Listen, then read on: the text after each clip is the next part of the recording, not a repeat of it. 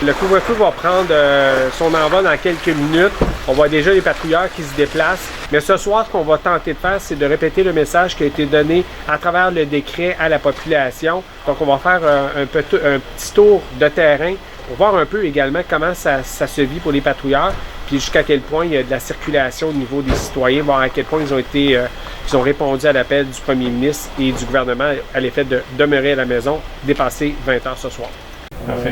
Là, j'ai assigné mon sergent de l'Est à Édouard Montpetit, possible manifestation à 19h. Bon, on va aller faire un tour devant pour être sûr de voir ce qui se passe. Merci. Bonne soirée. Donc là, on va venir voir au cégep Édouard Montpetit. On a eu l'information que le capitaine nous a transmis tout à l'heure, Jean-Christophe Fortin, à l'effet qu'il y avait peut-être des gens qui indiquaient qu'ils voulaient se réunir ici pour contester le couvre-feu. Jusqu'à maintenant, par contre, juste de l'extérieur, on peut voir, là, ça semble assez désert, il n'y a personne. Étiez-vous disponible pour une assistance à Sebam dans le secteur 6?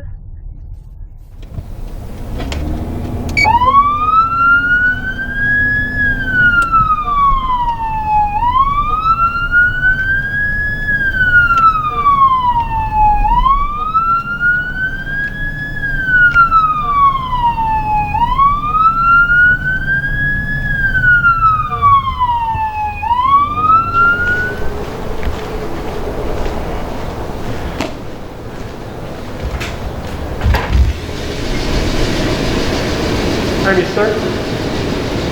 How are you? Great. Did you have a map? Yeah, just got an extra one. I have one, but the string is broken. Okay. Let's meeting. All right. Y avait-tu un problème, Justin, avec le monsieur tantôt là-bas? Ben, en fait, c'est un itinérant, justement, c'est un bel exemple. C'est un anglophone unilingue, donc lui, il nous arrive de l'Ontario. Il n'est pas au courant là, que ce soir, il y a un couvre-feu. Donc là, je l'ai avisé. Là, pour ce soir, où il va rester ici, ou il va devoir prendre un taxi pour se rendre à destination là, chez un de ses amis à la Chine. Donc, dans l'itinérance, on va souvent voir, là, ils sont déconnectés de l'actualité. Donc, ça peut arriver qu'effectivement, pour le vrai, ils ne savent pas du tout de ce qui se passe ce soir.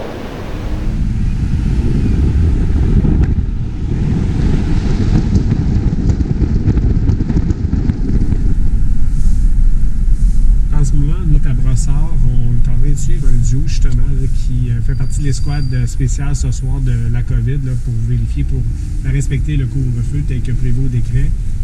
Donc là, on voit qu'un citoyen, il est présentement 21h, alors ils vont intercepter le véhicule, à savoir que, pour quelle raison cette personne-là, malgré le couvre-feu, est toujours en déplacement.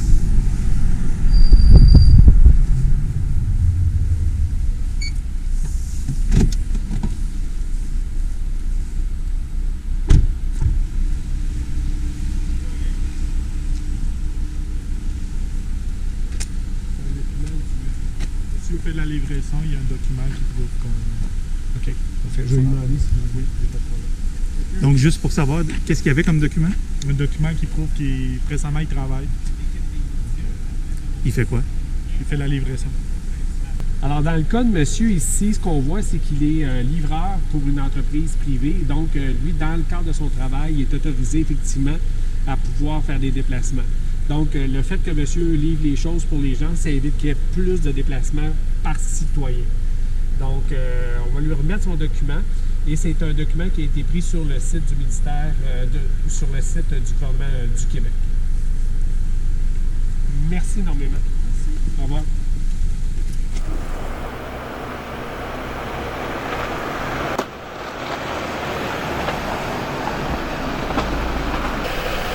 Vous comptez retourner à la maison à pied, à la prairie? Oui.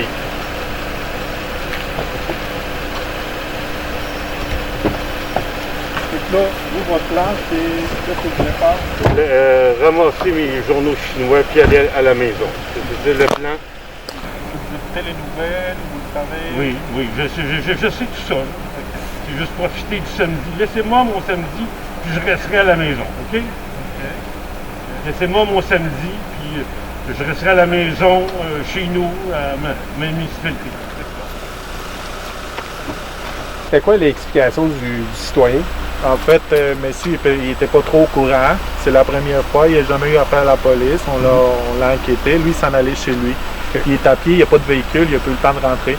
Fait qu'on va y émettre un avertissement. Puis il va être inscrit dans le système. Fait que là, il s'en va chez lui. On lui a donné le temps de retourner chez lui. Parfait. Si d'ici minuit, il est encore dans la rue, bien là, on va pouvoir y mettre un constat.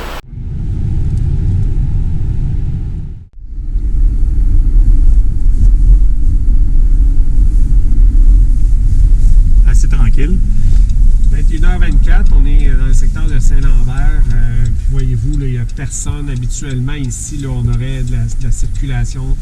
Il n'y a aucune voiture à l'horizon. Tout à l'heure, on était sur la 132. On était les seuls véhicules, à part le ministère des Transports. On n'a croisé personne. Donc, pour le moment, il semblerait que les gens ont bien compris le mot d'ordre.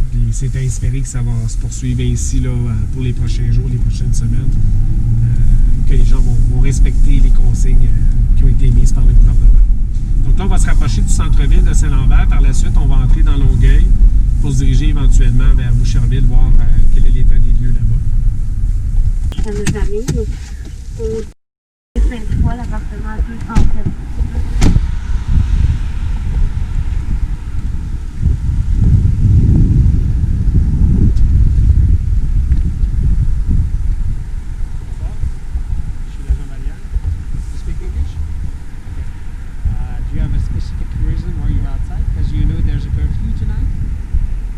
À quoi? On a affaire à une personne qui fait de la livraison. Par contre, le document est un document qu'il avait imprimé qui était malheureusement pas le document officiel. Donc, je lui ai indiqué à l'aide de son cellulaire quel était le document. Il se rendait à son travail, puis là, il va le faire signer, officialiser par son employeur. En fait.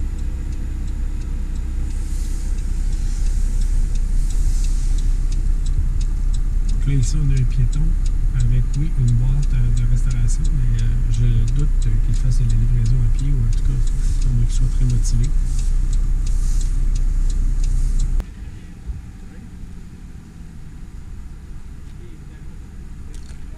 Alors? Donc, ce jeune homme travaille à la rôtisserie ici, donc vient de terminer son corps de travail.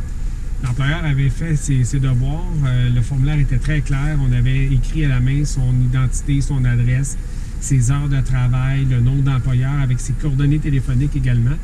Puis avec l'aide de sa pièce d'identité, on voyait là, ça correspondait. Puis lui s'y attendait, là, il savait, il dit écoute, je me doutais que vous alliez m'intercepter pour ça, mais il était prêt. Je lui ai bien rappelé de ne pas oublier de garder ce papier-là sur lui en tout temps lorsqu'il doit dépasser la période des couvre-feux et que c'est justifié. 10h20, c'est encore plus tranquille que tantôt. Oui, puis ce qu'on a remarqué, voyez-vous, faites une petite anecdote, là, on voulait simplement avoir un café. Il n'y a pas moyen de pouvoir entrer dans aucun commerce. Plusieurs d'entre eux qui, normalement, sont même ouverts 365 jours par année, 24 heures sur 24, sont fermés. D'autres sont encore ouverts, mais ne sont accessibles que par le biais de livraison. Donc, là, ce qu'on voit, c'est, et c'est ce qu'on va voir apparaître probablement davantage, c'est davantage de livreurs. Et là, c'est la raison pour laquelle plusieurs personnes qu'on a interceptées jusqu'à maintenant, ce sont des gens qui ont des papiers pour de la livraison, qui sont capables de le justifier. Donc, même obtenir un simple café est mission impossible actuellement, là, depuis à peu près 2 heures qu'on essaie de faire.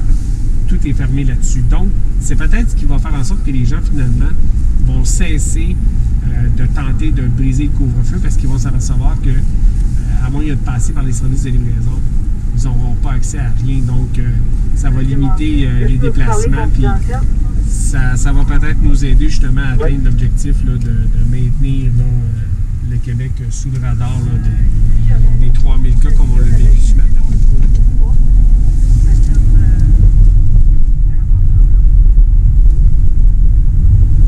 Donc, si les prochains soirs sont à l'image de celui-ci, on semble comprendre que la population a bien saisi le message de la part du gouvernement et a respecté le couvre-feu.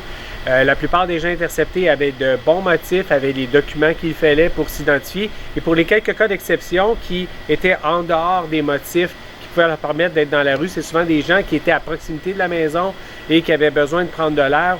Et c'est là qu'on va en faire appel à votre jugement, car dans la plupart des cas, on sent que c'est des situations qui nécessitent effectivement de donner un simple avertissement et de bien répéter les règles et les consignes aux gens. Et les prochains jours vont nous donner un peu une lecture qui va sûrement confirmer ce qu'on a vu ce soir, compte tenu de l'importance du coût du billet.